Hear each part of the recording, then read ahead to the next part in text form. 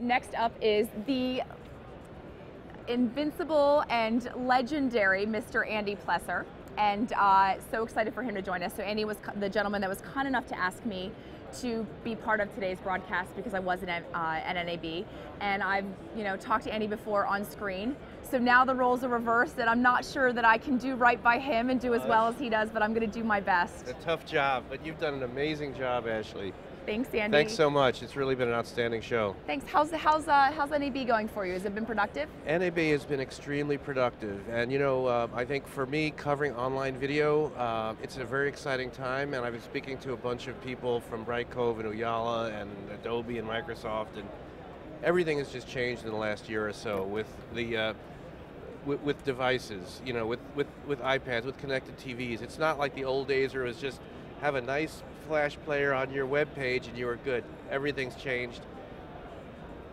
Online video is digital video and everything's digital. Yeah. It's fantastic. So as a content creator, I had a meeting with Bright Cove a couple months ago, and they provided great assurance that the cost of serving, which is a big part of serving IP content, is decreasing dramatically. I would love for sort of your firsthand experience on, operationalizing. Are you seeing that it's easier and more cost effective to serve content over IP?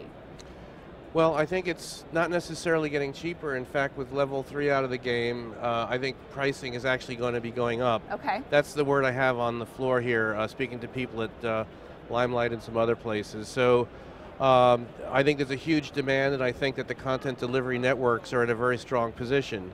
And I think pricing will be an issue, but if you think about pricing as opposed to cable networks and MSOs and those other expenses, I think there's great efficiency. But I don't think it's a commodity, and I think people who think it's a commodity or it's just a freebie, it's not. And the whole idea of peer-to-peer hasn't really worked out. So it'll be expensive, but I think worth the cost. Yeah. But definitely a growing economic issue. So I mean, we're in such early stages of the internet as well as video, obviously, and I'm curious as to what you would, what would some predictions be as to what's going to be the hockey stick? Is it investments by Yahoo and AOL in bringing storytellers like Tom Hanks to digital only production? Is it selling it like television with GRPs? What do you think is going to be the hockey stick here?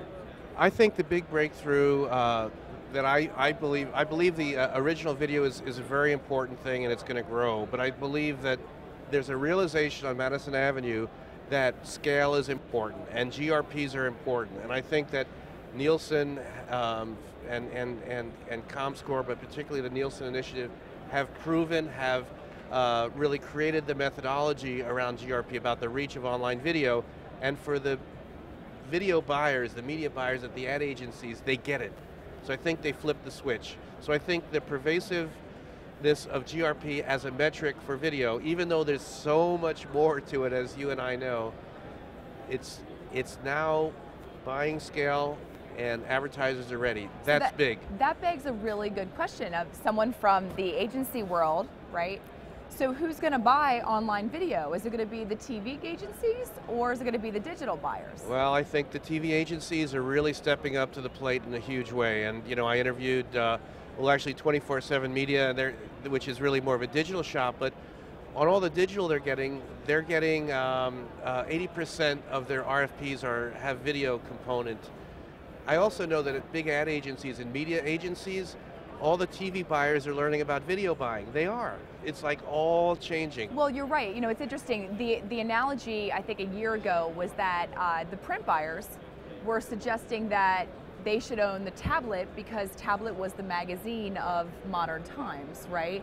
And I think that if you look at sort of interesting the video sight, sound, and motion, but also because the behaviors around television involve these screens on which people are voraciously consuming video, you could follow that same logic that if you extend the TV ecosystem, it should accrue all the devices that are being consumed in the living room. Yeah.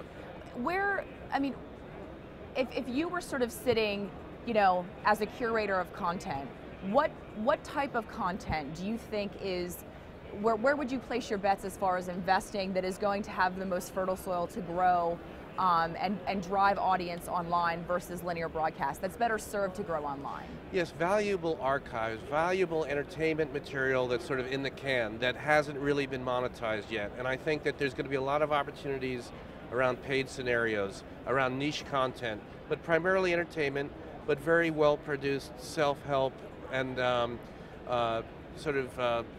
self-help like yoga lessons and music lessons.